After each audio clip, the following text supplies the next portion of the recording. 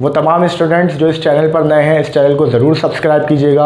अगर वीडियो पसंद आए तो इसको ज़रूर लाइक कीजिएगा, अपने दोस्तों के साथ भी शेयर कीजिएगा। अस्सलाम वालेकुम स्टूडेंट्स, उम्मीद करता हूँ कि आप सब खैरियत से होंगे। आज की इस वीडियो में हम बात करेंगे यूनिट नंबर 2 लॉगरिथम के MCQs के हवाले से। तो MCQs नंबर 1 है, लिखा हुआ है इफ़ a की power x equals to n, अगर a की पावर x बराबर है n के, देन और देन के बाद आगे डैश है, मतलब आगे क्लियर नहीं हो पा रहा कि बताना क्या है। ठीक है, तो उसके लिए हम क्या करेंगे, फिर ऑप्शंस की तरफ जाएंगे, ऑप्शन देखेंगे कि ऑप्शंस क्या हैं। तो चारों ऑप्शन में आपको नज़र आ रहा है कि यहाँ पर लॉग है। इसका मतलब ये है कि आपको एक्सपोनेंशियल फॉर्म दी गई है और आपने इस एक्सपोनेंशियल फॉर्म को कन्वर्ट करना है किसमें, लॉगरिथमिक फॉर्म में। तो एक्सपोनेंशियल को लॉगरिथमिक में कन्वर्ट करने का तरीका क्या है वो ज़रा हम देख लेते हैं। वैसे तो आपने ये एक्सरसाइज में भी सीखा होगा, लिखा हुआ है a की power x equals to n। ठीक है, अब यहाँ पर तीन चीज़ें हैं, मैं साइड में आपको बता देता हूँ। ये जो a है ये दरअसल क्या है, ये है बेस, ये जो n है ये है रिज़ल्ट, और ये जो a के ऊपर आपको x नज़र आ रहा है ये दरअसल क्या है, पावर, जिसको एक्सपोनेंट या फिर इंडेक्स भी कहा जाता है। तो आपने क्या करना है, आपने इस एक्सपोनेंशियल फॉर्म को कन्वर्ट करना है लॉगरिथमिक में। ठीक है, तो लॉग में कन्वर्ट करने का तरीका क्या है, सबसे पहले आप लिखेंगे लॉग, लॉग के साथ हमेशा लिखा जाता है रिज़ल्ट। ठीक है, लॉग के साथ रिज़ल्ट आ जाएगा। लॉग की जो बेस होती है वो क्या होती है, वो बेस ही रहती है। ठीक है, और इज इक्वल के बाद क्या उतर जाती है, पावर उतर जाती है। ठीक है, अगर आप ये वाला फार्मूला याद रखते हैं तो फिर आपको एक्सपोनेंशियल को लॉगरिथमिक में कन्वर्ट करने में इंशाल्लाह कभी कोई परेशानी पेश नहीं आएगी। ठीक है, तो ये यहाँ पर बेस है और ये इसकी पावर और ये इसका रिज़ल्ट। तो इसकी लॉगरिथमिक फॉर्म क्या बनेगी, आप लिखेंगे लॉग, लॉग के साथ आएगा रिज़ल्ट, रिज़ल्ट क्या है n। ठीक है, लॉग की बेस, बेस आ जाएगी, बेस क्या है a, और इज इक्वल के बाद क्या आ जाएगी, पावर, पावर का मतलब a की जो पावर थी x, यानी log of n to the base a equals to x, ये इसका आंसर है। लेकिन ऑप्शन जितने भी आपको गिवन है उन सब में पलट के लिखा गया है, तो हम देख लेते हैं। x बराबर होगा किसके, log of n to the base a। तो ये जो सेकंड और थर्ड ऑप्शन है इसको हम देखते हैं, x equals to log of a to the base n और x equals to log of n to the base a। इसका मतलब ये जो थर्ड वाला ऑप्शन है ये हमारा सही आंसर है। ठीक है, आगे चलकर अगर इससे रिलेटेड और भी MCQs आएंगे तो तमाम MCQs इसी तरह सॉल्व होंगे। इसके लिए आपको क्या करना है, ये मेथड याद रखना है, एक्सपोनेंशियल को लॉगरिथमिक में कन्वर्ट करने का। लॉग के साथ हमेशा रिजल्ट आएगा। ठीक है, और लॉग की जो बेस है वो बेस ही रहेगी और इज इक्वल के बाद क्या आ जाएगी, पावर आ जाएगी। अगले MCQs पर आते हैं। MCQs नंबर 2, लिखा हुआ है the relation of y equals to log of x to the base z implies. अब ये जो रिलेशन है, ठीक है, इस रिलेशन का मतलब क्या है, आपको इसका मतलब बताना है। चार ऑप्शन आपको नीचे नज़र आ रहे हैं। ठीक है, यहाँ पर मतलब बताने से मुराद क्या है कि ऊपर आपको एक्सपोनेंशियल फॉर्म दी गई थी, आपने उसको लॉगरिथमिक में कन्वर्ट किया था। ठीक है, और यहाँ पर आप देख रहे हैं कि यहाँ पर आपको लॉगरिथमिक फॉर्म दी गई है और ऑप्शन जो है वो सारे एक्सपोनेंशियल फॉर्म वाले हैं। ठीक है ना, तो अब यहाँ पर हम क्या करेंगे, लॉगरिथमिक को एक्सपोनेंशियल में कन्वर्ट करेंगे। उसका तरीका क्या होगा, पहले हम इसको एज इट इज़ लिख लेते हैं। ठीक है, हमने ऊपर सीखा है कि ये क्या है, ये है पावर। ठीक है, लॉग के साथ क्या आता है, रिजल्ट, और लॉग की जो बेस होती है वो क्या रहती है, बेस। तो जब आप इसको एक्सपोनेंशियल में कन्वर्ट करेंगे तो एक्सपोनेंशियल में कन्वर्ट करने का तरीका क्या होगा, एक्सपोनेंशियल में कन्वर्ट करने के लिए सबसे पहले लिखी जाती है बेस। तो बेस हमारे पास क्या है, बेस है z। ठीक है, और बेस के ऊपर क्या आती है, पावर, पावर क्या है, y। ठीक है, और इज इक्वल के बाद क्या आ जाता है, रिजल्ट। तो रिजल्ट हमारे पास क्या है, रिजल्ट क्या है, x। ये रिजल्ट है, ये बेस है और ये पावर है। तो z की पावर y बराबर होगा किसके, x के। तो यहाँ पर ये जो आपको चार ऑप्शन नज़र आ रहे हैं इसमें जो सेकंड ऑप्शन है z की power y equals to x, ये इसका सही आंसर है। तो एक्सपोनेंशियल को लॉगरिथमिक में कन्वर्ट करना हो या लॉगरिथमिक को एक्सपोनेंशियल में कन्वर्ट करना हो, इसके लिए तरीका बहुत आसान है, बहुत सिंपल है। आपको सिर्फ ये फार्मूला याद रखना है। इसी फार्मूले के तहत कोई भी आपको लॉगरिथमिक एक्सपोनेंशियल फॉर्म दी जाए आप उसको एक्सपोनेंशियल या लॉगरिथमिक में कन्वर्ट कर सकते हैं। ठीक है, अगले MCQs पर आते हैं। MCQs नंबर 3, लिखा हुआ है the logarithm of unity to any base is, unity का मतलब होता है 1, द लॉगरिथम ऑफ यूनिटी यानी कि अगर आप 1 का लॉग मालूम करें टू एनी बेस, और बेस कोई भी हो, इसका मतलब ये, इसकी मैथमेटिकल फॉर्म ये बनेगी log of 1 to any base, base कोई भी आ जाए, 1 आ जाए, 2 आ जाए, 3 आ जाए, कोई भी बेस आ जाए, तो log of 1 to any base equals to 0, हमेशा किसके बराबर होगा, 0 के बराबर होगा। यानी अगर आप 1 का लॉग मालूम करेंगे तो वो किसके बराबर आएगा, 0 के बराबर आएगा। तो ये उन एमसीक्यूज़ में से है जिसको सिर्फ और सिर्फ आपने देखकर टिक लगाना है, इसको सॉल्व करने की ज़रूरत नहीं है। आपने बस ये स्टेटमेंट पढ़ा द लॉगरिथम ऑफ यूनिटी, या बाजू का ऐसा भी आ जाता है the log of 1 to any base is, तो आपने डायरेक्ट किसके ऊपर टिक लगा देना है, 0 के ऊपर, कि 1 का लॉग जो है वो हमेशा किसके बराबर होगा, 0 के बराबर होगा, बेस कोई भी आ जाए। एमसीक्यूज नंबर 4 में कहते हैं the logarithm to any number to itself as a base is, यानी अगर आप किसी नंबर का लॉग मालूम कर रहे हैं और उस जिस नंबर का भी लॉग मालूम किया जा रहा है, लॉग की जो बेस है वही नंबर है, तो वो किसके बराबर होगा। ठीक है, फॉर एग्जाम्पल आप लॉग मालूम कर रहे हैं 3 का और बेस भी क्या है, 3 है, तो बताइए कि ये किसके बराबर होगा। ठीक है, तो जब भी आप किसी नंबर का लॉग मालूम करेंगे और वही लॉग की बेस हो, तो वो भी हमेशा किसके बराबर आएगा, 1 के बराबर आएगा। ठीक है, अगर आप 1 का लॉग मालूम कर रहे हैं, बेस कोई भी हो, तो वो बराबर होगा 0 के, और अगर आप किसी नंबर का लॉग मालूम कर रहे हैं और लॉग की बेस भी वही नंबर है, तो वो हमेशा किसके बराबर होगा, वो 1 के बराबर होगा। ये 2 स्टेटमेंट आप अपने ध्यान में रखिएगा। अच्छा, किस तरह से बराबर होगा ये भी मैं आपको बता देता हूँ। फॉर एग्जाम्पल आप लॉग मालूम कर रहे हैं 3 का और बेस भी क्या है, 3 है, आपने बताना है किसके बराबर है, तो हमने फर्ज कर लिया कि भाई ये बराबर है किसके, x के। ठीक है, तो अब जब आप इस लॉगरिथमिक को एक्सपोनेंशियल में कन्वर्ट करेंगे तो उसका तरीका क्या है कि ये जो लॉग के साथ नंबर होता है ये रिजल्ट होता है, रिजल्ट अपनी जगह पर रहेगा, इज इक्वल, ये जो लॉग की बेस है ये इज इक्वल के बाद जाकर क्या बन जाएगी, बेस बन जाएगी, और जो पहले से बेस थी वो दरअसल इसकी क्या बन जाएगी, पावर बन जाएगी। ठीक है, अब इक्वल से पहले भी 3, इक्वल के बाद भी 3, इस 3 के ऊपर x है और इस 3 की पावर कुछ नहीं, क्या मौजूद है, 1।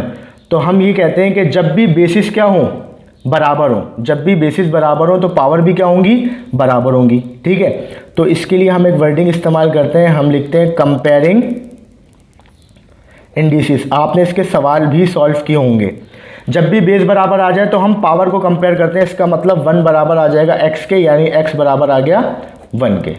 ठीक है, तो जब भी आप किसी नंबर का लॉग मालूम करेंगे और लॉग की बेस भी वही नंबर होगी, तो आंसर हमेशा क्या आएगा, 1 आएगा। अगले एमसीक्यूज पर आते हैं। एमसीक्यूज नंबर 5, एमसीक्यूज नंबर 5 में कह रहे हैं the value of log p upon q is. अब आपने बताना है कि इसकी वैल्यू क्या होगी। तो यहाँ पर यूनिट नंबर 2 लॉगरिथम के अंदर आपने 3 लॉस पढ़े होंगे, लॉग के 3 तो नहीं, खैर 4 होते हैं, लेकिन जो ज़्यादातर इस्तेमाल होते हैं वो 3 होते हैं। वो 3 लॉस क्या है कि अगर लॉग के बाद कभी भी 2 नंबर मल्टीप्लाई में आएंगे तो लॉग दोनों नंबर्स के साथ आएगा और बीच में क्या आएगा, प्लस। अगर लॉग के बाद 2 नंबर डिवाइड में आएंगे तब भी लॉग दोनों के साथ आएगा और बीच में क्या आएगा, माइनस। और अगर लॉग के बाद कोई एक्सपोनेंशियल फॉर्म आ जाती है, यानी पावर वाली शक्ल आ जाती है, तो पावर नीचे उतर जाएगी और लॉग के साथ क्या लिखी जाएगी, बेस। मेरे पास यहाँ पर जगह नहीं है, मैं आपको आगे अगर इसी तरह का एमसीक्यूज आया तो तीनों लॉस लिख कर दिखा दूंगा। ठीक है, फिलहाल लॉग के बाद 2 नंबर डिवाइड में, तो लॉग ऊपर वाले के साथ भी आएगा, लॉग नीचे वाले के साथ भी आएगा, बीच में क्या आ जाएगा, माइनस। तो यहाँ पर ये जो आपको 4 ऑप्शन नजर आ रहे हैं, देखें जरा कि माइनस कहाँ पर है, एक फर्स्ट ऑप्शन में और एक लास्ट में। ठीक है, दोनों में माइनस आ रहा है, लेकिन दोनों में फ़र्क क्या है कि यहाँ पर लिखा हुआ है log p minus log q और यहाँ पर लिखा हुआ है log q minus log p। मतलब log के साथ पहले नीचे वाला नंबर लिखा हुआ है, नीचे वाली वैल्यू लिखी हुई है, बाद में ऊपर वाली लिखी हुई है। जबकि रूल क्या है, उसूल क्या है कि log के साथ पहले ऊपर वाली वैल्यू आएगी, बीच में माइनस आएगा, डिवाइड की वजह से माइनस आ जाएगा, और फिर log के साथ नीचे वाली वैल्यू आएगी। इसका मतलब ये जो ऑप्शन नंबर 1 है log p minus log q, ये इसका सही आंसर है। अगले एमसीक्यूज पर आते हैं। एमसीक्यूज नंबर 7, एमसीक्यूज नंबर 7 में लिखा हुआ है log p minus log q can be written as. ये भी बिल्कुल एमसीक्यूज नंबर 6 की तरह ही है। ठीक है, अब यहाँ पर आपको फॉर्मूला जो है, यानी उसका जो लॉ है वो खोल के दिया गया है, आपने इसको वापस बंद करना है। तो आपको ये बात मालूम है कि log के साथ p लिखा हुआ है और log के साथ क्या लिखा हुआ है, q, और बीच में क्या आ रहा है, माइनस का साइन आ रहा है। तो आप देखकर ही पहचान जाएंगे कि यहाँ पर डिवाइड वाला लॉ अप्लाई होगा, यानी ये फार्मूला खुला हुआ है। जब आप फार्मूले को बंद करेंगे तो आप लिखेंगे log, जो पहली वाली वैल्यू है वो आ जाएगी, माइनस की वजह से क्या आएगा, डिवाइड। ठीक है, और जो दूसरी वाली वैल्यू है वो आ जाएगी। यानी इसका सही आंसर है log p अपॉन q। तो ये जो आपको 4 ऑप्शन नज़र आ रहे हैं इसमें सेकंड और थर्ड तकरीबन मिलते जुलते हैं। सेकंड में लिखा हुआ है p अपॉन q और थर्ड में लिखा हुआ है q अपॉन p। तो q अपॉन p तो हो नहीं सकता, जो पहले होगा वो ऊपर आएगा और जो बाद में होगा वो नीचे आएगा। इसका मतलब सेकंड ऑप्शन जो है वो इसका सही आंसर है। MCQs नंबर 8 की बात करते हैं। MCQs नंबर 8 में कह रहे हैं log m की power n can be written as. जैसे कि मैंने अभी आपको पीछे बताया था कि log के जो है वो 4 लॉज हैं, लेकिन ज़्यादातर जो इस्तेमाल होते हैं वो 3 होते हैं। तो 3 में ये थर्ड वाला लॉ है कि अगर log के बाद एक्सपोनेंशियल फॉर्म आ जाए तो फिर इसको लिखने का तरीका क्या होगा, ये मैं आपको बता देता हूँ। log m की पावर n, जब भी log के बाद एक्सपोनेंशियल फॉर्म आएगी तो पावर को हम नीचे उतार लेंगे और log के साथ क्या लिख देंगे, बेस। तो इसका आंसर क्या है, n multiply by log m। तो ये जो 4 ऑप्शन आपको नज़र आ रहे हैं इसमें जो थर्ड वाला ऑप्शन है n मल्टीप्लाई बाय log की पावर m, ये इसका सही आंसर है। इसी की तरह मिलता जुलता ये भी आपको कंफ्यूज करने के लिए दिया जाएगा। तो आपने बहुत ही हाजिर दिमागी के साथ जो है वो इन MCQs को सॉल्व करना है, क्योंकि आपकी छोटी सी गलती आपका 1 नंबर माइनस कर सकती है। ठीक है, MCQs नंबर 9 की बात करते हैं। लिखा हुआ है for common logarithm the base is. अब इस MCQs का ताल्लुक उन MCQs से है जिनको आपको सॉल्व करने की ज़रूरत नहीं है, सिर्फ देखेंगे और टिक लगाएंगे। आपने ये पढ़ा होगा कि कॉमन लॉगरिथम की बेस क्या होती है, 10, और नेचुरल लॉगरिथम की बेस क्या होती है, e। तो यहाँ लिखा हुआ है फॉर कॉमन लॉगरिथम के लिए द बेस इज, कौन सी बेस इस्तेमाल की जाती है, तो भाई कॉमन लॉगरिथम के लिए बेस इस्तेमाल की जाती है 10।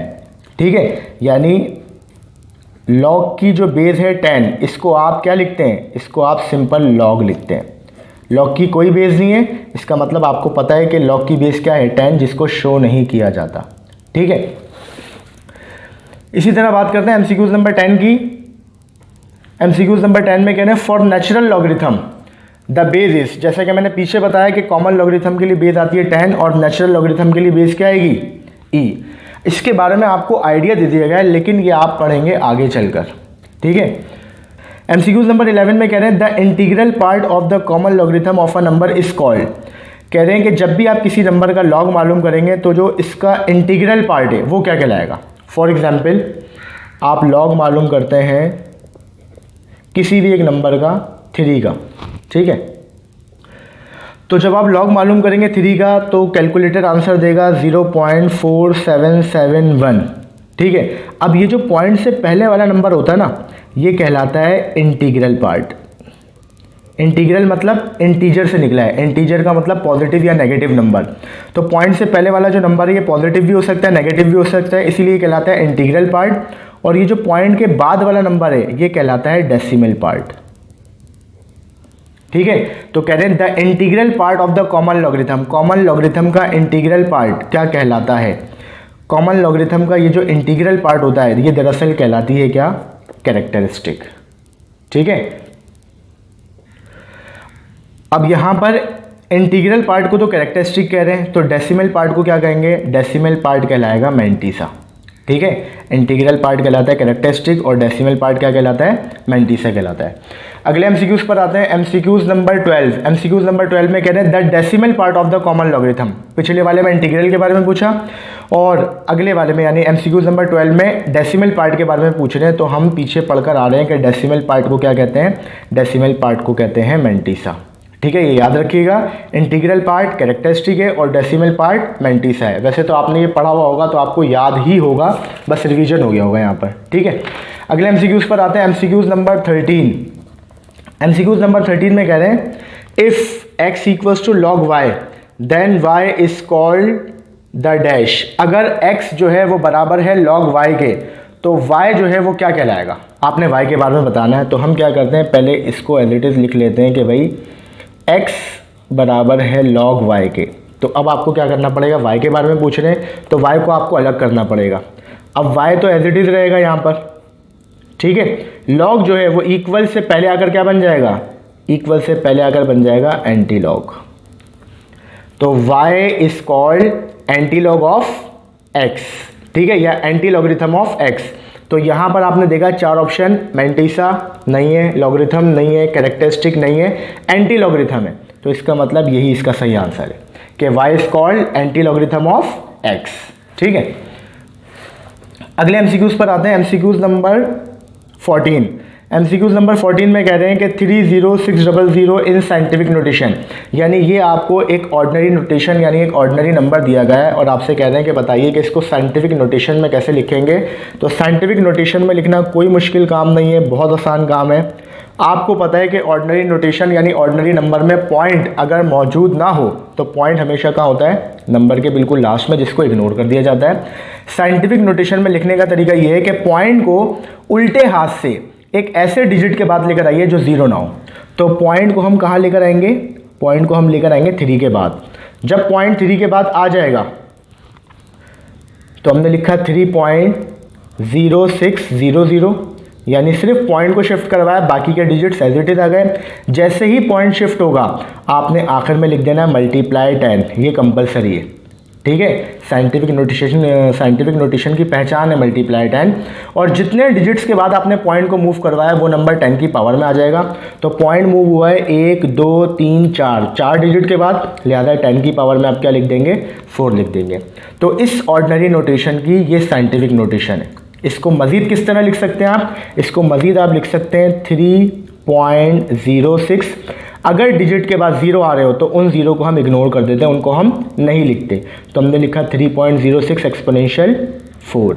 अब ऑप्शन देखते हैं, ये जो 4 ऑप्शन आपको नज़र आ रहे हैं इसमें ये जो फर्स्ट वाला ऑप्शन है 3.06 एक्सपोनेंशियल 4, ये इसका सही आंसर है, ठीक है। MCQ नंबर 15 की बात करते हैं। MCQ नंबर 15 में कह रहे हैं 6.35 एक्सपोनेंशियल 6 मल्टीप्लाई और 10 को एक्सपोनेंशियल पढ़ा जाता है। तो इस नंबर को आप ऐसे पढ़ेंगे 6.35 एक्सपोनेंशियल 6 इन ऑर्डिनरी नोटेशन। ऊपर कहा गया कि भाई बताइए कि हमने आपको ऑर्डिनरी नोटेशन दी है, इसको साइंटिफिक नोटेशन में कैसे कन्वर्ट करेंगे। नीचे आपसे कह रहे हैं कि हमने आपको एक नंबर दिया हुआ है साइंटिफिक नोटेशन में, आपने इसको कन्वर्ट करना है ऑर्डिनरी में। तो इसको कन्वर्ट करना भी कोई मुश्किल काम नहीं है, बहुत आसान है। पहले हम नंबर को एज इट इज लिख लेते हैं, नंबर को एज इट इज लिख लिया। अब ऑर्डिनरी नोटेशन में जाने के लिए यानी ऑर्डिनरी नंबर में जाने के लिए आपने क्या करना है, आपने देखना है कि 10 की पावर में नंबर क्या है 6। इसका मतलब पॉइंट 6 डिजिट बाद आया था। कहाँ से आया था, राइट से आया था। तो वापस कहाँ जाएगा, राइट पर जाएगा, यानी पॉइंट यहाँ से वापस कहाँ जाएगा, यहाँ जाएगा। अब आपने देखा कि पॉइंट के बाद 2 डिजिट्स तो मौजूद हैं, मज़ीद कितने डिजिट्स चाहिए, 4। तो आपने लिखा 6 3 5 और 4 0 लगा दिए, ठीक है। पॉइंट के बाद 2 डिजिट्स मौजूद थे 3 और 5, 4 0 और लगा दिए, टोटल 6 डिजिट्स हो गए। तो पॉइंट बिल्कुल कहाँ पर आ जाएगा, लास्ट में आ जाएगा, ठीक है। तो ऊपर हमने सीखा था कि ऑर्डिनरी को साइंटिफिक में कैसे कन्वर्ट किया जाता है, और नीचे हमने सीखा कि साइंटिफिक से वापस ऑर्डिनरी में कैसे जाया जाता है। तो पावर 6 ये बता रही थी कि पॉइंट सीधे हाथ से गया था, तो वापस आप सीधे हाथ पर लेकर आएंगे। तो 6 डिजिट्स के बाद पॉइंट आ गया, और जब पॉइंट लास्ट में आ जाए तो उसको हम शो नहीं करते, लिहाजा इसका आंसर क्या होगा, यूनिट 10 100 1000 10,000 लाख 10 लाख 63,50,000। तो ये जो 4 ऑप्शन आपको नज़र आ रहे हैं इसमें जो लास्ट वाला ऑप्शन है 63,50,000, ये इसका सही आंसर है, ठीक है। MCQ नंबर 16 की बात करते हैं। MCQ नंबर 16 में लिखा हुआ है लॉग, ब्रैकेट के अंदर लिखा हुआ है 10 मल्टीप्लाई बाय 10 इक्वल्स टू। वैसे तो इसको समझाने की ज़रूरत नहीं है, आप कैलकुलेटर में डायरेक्ट ये एज इट इज़ लिखेंगे तो कैलकुलेटर आपको आंसर दे देगा 2, ठीक है। और अगर आप इसको सॉल्व करना चाहते हैं तो सॉल्व करने का तरीका मैं आपको बता देता हूँ। लॉग के बाद जब भी 2 नंबर मल्टीप्लाई में आते हैं तो लॉग दोनों के साथ आता है, ठीक है, और बीच में क्या आ जाता है, प्लस। पीछे हमने एक बात सीखी थी कि जब भी हम किसी नंबर का लॉग मालूम करें और उसकी बेस भी क्या हो वही, जैसे कि यहाँ पर लॉग की बेस आपको कुछ भी नज़र नहीं आ रही तो आपको पता है कि लॉग की बेस क्या है, 10 है, ठीक है। तो पीछे हमने नंबर ये सीखा था कि अगर हम किसी नंबर का लॉग मालूम करें और उसकी बेस भी वही हो तो उसका आंसर हमेशा किसके बराबर आता है, 1 के बराबर आता है। तो जब आप 10 का लॉग मालूम करेंगे तो आंसर आएगा 1, बीच में प्लस, और इसका जब लॉग मालूम करेंगे इसका भी आंसर आएगा 1, दोनों को प्लस करेंगे आंसर क्या आ जाएगा 2। तो ये तो मैंने आपको वैसे ही आपके नॉलेज के लिए बता दिया, लेकिन इसको आपको सॉल्व करने की ज़रूरत नहीं है। आप कैलकुलेटर में एज इट इज़ लिखेंगे, कैलकुलेटर आंसर दे देगा, क्योंकि आपके पास वैसे ही बोर्ड में टाइम क्या होगा, कम होगा। आपने कोशिश करनी है कि जल्द अज जल्द सॉल्व करके आंसर लिखा जाए। MCQ नंबर 17 पर आते हैं। 17 में कह रहे हैं if log of x to the base 10 equals to 4 then x equals to। अगर log of x to the base 10 बराबर है 4 के। तो आप बताइए x किसके बराबर होगा। तो ये आपको लॉगरिथमिक फॉर्म दी गई है, आपने इसको कन्वर्ट करना है एक्सपोनेंशियल में। एक्सपोनेंशियल में कन्वर्ट करने का तरीका क्या है कि log के साथ जो नंबर है ये एज इट इज़ आएगा, आगे इज इक्वल, ये जो log की बेस है ये राइट हैंड साइड पे जाकर क्या बन जाएगी, बेस बन जाएगी, और जो पहले से बेस थी वो इसकी क्या बन जाएगी, पावर। यानी x बराबर होगा 10 की पावर 4 के। तो यहाँ पर हमें ऑप्शन में कहीं भी 10 की पावर 4 नज़र नहीं आ रहा। इसको मज़ीद सॉल्व कर लेते हैं। 10 की पावर 4 का मतलब क्या होगा कि 10 को 4 दफ़ा मल्टीप्लाई कराएं, ठीक है। तो 1 1 1 1 1 1 1 1 1 और 4 0 आ जाएंगे, यानी इसका आंसर आएगा 10,000। क्लियर है बात। अगले एमसीक्यूज पर आते हैं। एमसीक्यूज नंबर 18 लिखा हुआ है the characteristic of log 54.58 is. आपने बताना है कि कैरेक्टरिस्टिक क्या है। कैरेक्टरिस्टिक किसको कहते हैं हम, ये जो आप पॉइंट को जितने डिजिट्स के बाद मूव करवाते हैं वो कहलाती है कैरेक्टरिस्टिक, ठीक है। तो जब आपने लॉगरिथम वाले सवाल सॉल्व किए होंगे एक्सरसाइज 2.6 में, ठीक है ना, तो जिन लोगों ने भी डायरेक्ट कैलकुलेटर से किया है तो उन लोगों ने तो ये काम नहीं किया होगा, लेकिन जिन लोगों ने टेबल के ज़रिए सॉल्व किया है तो उन्होंने पहले पॉइंट को मूव करवाया होगा, ठीक है। किस तरह मूव करवाया होगा, साइंटिफिक नोटेशन बनाया होगा। साइंटिफिक नोटेशन का तरीका क्या है कि पॉइंट को उल्टे हाथ से एक ऐसे डिजिट के बाद लाना है जो जीरो ना हो, यानी पॉइंट एक डिजिट के बाद आएगा, ठीक है। तो पॉइंट जितने डिजिट्स के बाद मूव करेगा यही हमारी क्या कहलाती है, कैरेक्टरिस्टिक कहलाती है। पॉइंट आ गया एक डिजिट के बाद, तो आप इसको लिखेंगे 1 प्लस और लॉग के साथ क्या आ जाएगा 5.458। ये है कैरेक्टरिस्टिक, मैं शॉर्ट फॉर्म लिख देता हूँ, ठीक है। और ये जो है ये है मैंटीसा, जिसको आप लॉग के टेबल से मालूम करते हैं। तो सिंपल इतना कि पॉइंट को जब आप मूव करवाते हैं तो पॉइंट जितने डिजिट्स के बाद मूव होगा वो कहलाएगी कैरेक्टरिस्टिक। पॉइंट एक डिजिट के बाद मूव हुआ है, लिहाजा कैरेक्टरिस्टिक क्या होगी, 1 होगी, ठीक है। अगले एमसीक्यूज पर आता है। MCQs number 19। एमसीक्यूज नंबर 19 में लिखा हुआ है log x multiply by Y multiply by Z, ठीक है। पीछे मैंने आपको एक बात बताई थी लॉग के 4 लॉस के बारे में, जिसमें से फर्स्ट वाला लॉ यहाँ पर अप्लाई होगा कि अगर लॉग के बाद 2 नंबर मल्टीप्लाई में आएंगे, लॉग दोनों के साथ आएगा और बीच में क्या आ जाएगा, प्लस। तो यहाँ पर 3 आ रहे हैं, तो लॉग के बाद 3 आ जाए, 4 आ जाए, 5 आ जाए, 10 आ जाए, आपने लॉग सबके साथ लिखना है, log x, log y, log z, और तीनों के बीच में क्या आ जाएगा, प्लस। तो ये जो 4 ऑप्शन आपको नज़र आ रहे हैं इसमें जो सेकंड ऑप्शन है ये इसका सही आंसर है। अगले एमसीक्यूज पर आते हैं। एमसीक्यूज नंबर 20 में कह रहे हैं साइंटिफिक नोटेशन ऑफ। अब आपने इसकी साइंटिफिक नोटेशन बतानी है, ठीक है। ये एक डेसिमल नंबर है, तो ये भी कोई मुश्किल चीज़ नहीं है।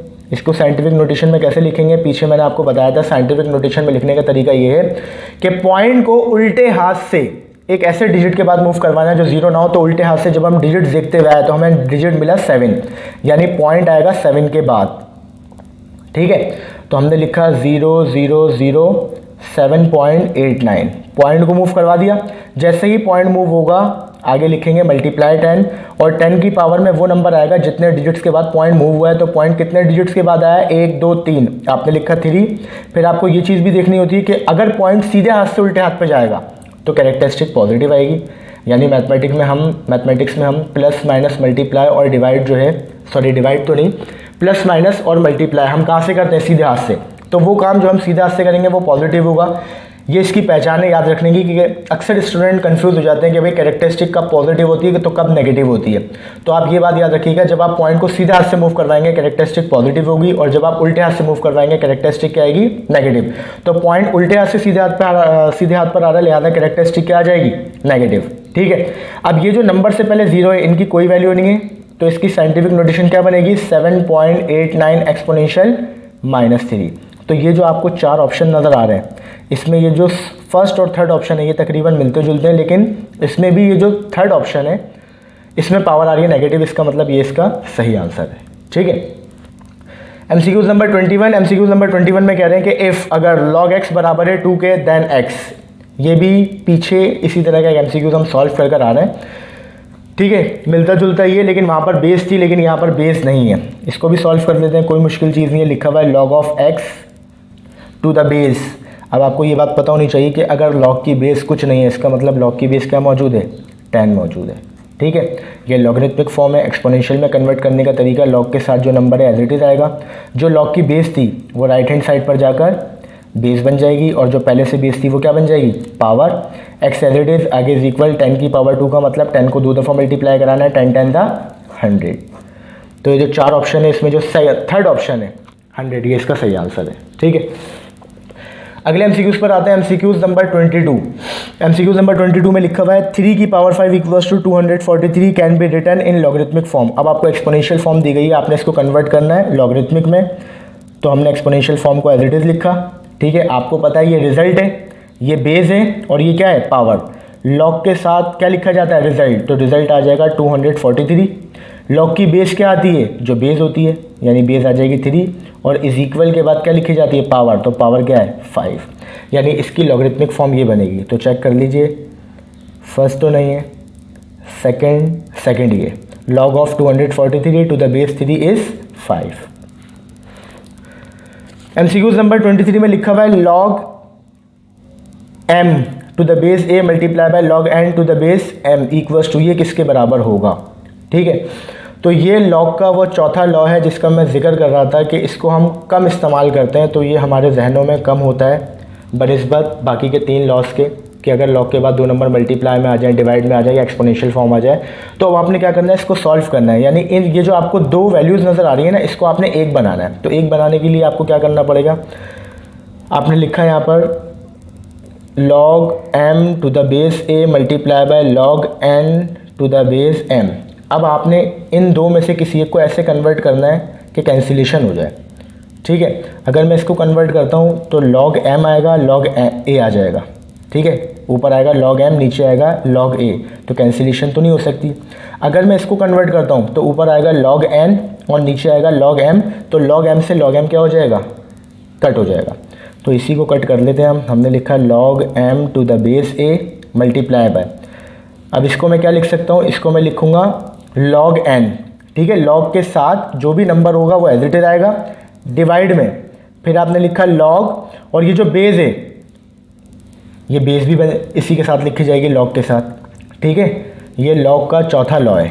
ठीक है ना, कि अगर आपको लॉगरिथम दिया हुआ है किसी भी नंबर का और उसकी जो है वो बेस भी दी गई है, तो आप लॉग के साथ वो नंबर लिखेंगे और जो बेस है वो भी नंबर बन जाएगा, और फिर आप बेस अपनी मर्ज़ी से लगा सकते हैं। तो हम यहाँ पर बेस क्या लगाएंगे, हम बेस लगाएंगे a, क्योंकि हमें कैंसिलेशन करनी है। तो यहाँ पर भी हमने a लगा दिया और यहाँ पर भी a लगा दिया। तो log m to the base a और डिवाइड में log m to the base a, इससे ये क्या हो जाएगा, कैंसिल हो जाएगा। तो क्या बचेगा, log n to the base a, यानी ये जो फर्स्ट ऑप्शन है log n to the base a, ये इसका सही आंसर है। ठीक है, आखिरी एमसीक्यूज है एमसीक्यूज नंबर 24। एमसीक्यूज नंबर 24 में लिखा हुआ है log of x cube multiply by z की power 4/5 to the base a is, किसके बराबर होगा ये। ठीक है, तो इसको हम सॉल्व कर लेंगे। आपको ये बात मालूम है कि log के बाद जब भी 2 नंबर मल्टीप्लाई में होते हैं log दोनों के साथ आता है,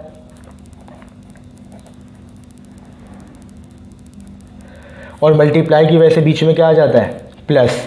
इसको मज़ीद सॉल्व करेंगे तो log के बाद आ गई एक्सपोनेंशियल फॉर्म, यानी पावर वाली शक्ल, पावर नीचे उतर जाएगी और log के साथ क्या आ जाएगी, बेस। इसी तरह प्लस, यहाँ पर भी पावर नीचे उतर जाएगी और log के साथ क्या आ जाएगी, बेस। ठीक है, तो ये इसका आंसर होगा। ये एमसीक्यूज 2.5 से लिया गया है। तो ये जो 4 ऑप्शन आपको नज़र आ रहे हैं, इसमें फर्स्ट ऑप्शन ये तो नहीं है, सेकंड भी नहीं है, थर्ड 3 log a log यहाँ पर x होगा, 3 log of x to the base a plus 4/5 log of z to the base a, ये इसका सही आंसर है। जी स्टूडेंट्स, तो वो 4 लॉस कौन से हैं जिनका मैंने बीच में जिक्र किया था। ठीक है, उसके बारे में आपको बता देता हूँ मैं। वैसे तो वो आपने चारों लॉस पढ़े हैं। ठीक है, एक दफ़ा रिवीजन कर लेते हैं हम। फर्स्ट लॉ है log a multiply bye b, यानी अगर log के बाद 2 नंबर्स मल्टीप्लाई में आ जाएं तो log के साथ आप फर्स्ट नंबर लिखेंगे, log के साथ आप सेकंड नंबर लिखेंगे, बीच में क्या आ जाएगा, प्लस आ जाएगा। इसी तरह अगर log के बाद 2 नंबर डिवाइड में आ जाए तब भी आपने log फर्स्ट नंबर के साथ भी लिखना है, log सेकंड नंबर के साथ भी लिखना है, और बीच में क्या आ जाएगा, माइनस। यानी मल्टीप्लाई होगा तो प्लस आएगा और डिवाइड होगा तो क्या आ जाएगा, माइनस। थर्ड लॉ है कि अगर लॉग के बाद एक्सपोनेंशियल फॉर्म आ जाती है यानी पावर वाली शक्ल आ जाती है तो आप पावर को पहले लिख देंगे और लॉग के साथ क्या लिख देंगे आप, बेस को। ठीक है। और फोर्थ लॉ क्या है, जो कि सिंपल लॉग है, यानी लिखा हुआ है log of a to the base b। ठीक है। इसको आप इस तरह भी लिख सकते हैं कि लॉग के साथ आप क्या लिखेंगे, लॉग के बाद जो भी नंबर होता है ना वो रिजल्ट कहलाता है। तो लॉग के साथ आपने रिजल्ट लिखा डिवाइडेड बाय लॉग, और ये जो लॉग की बेस थी इसको भी क्या बना देंगे आप, रिजल्ट बना देंगे। ठीक है। जो रिजल्ट था वो तो रिजल्ट ही रहा, जो बेस थी वो भी क्या बन गया, रिजल्ट। तो अब आपने यहाँ पर एक नई बेस ले लेनी है अपनी मर्जी से।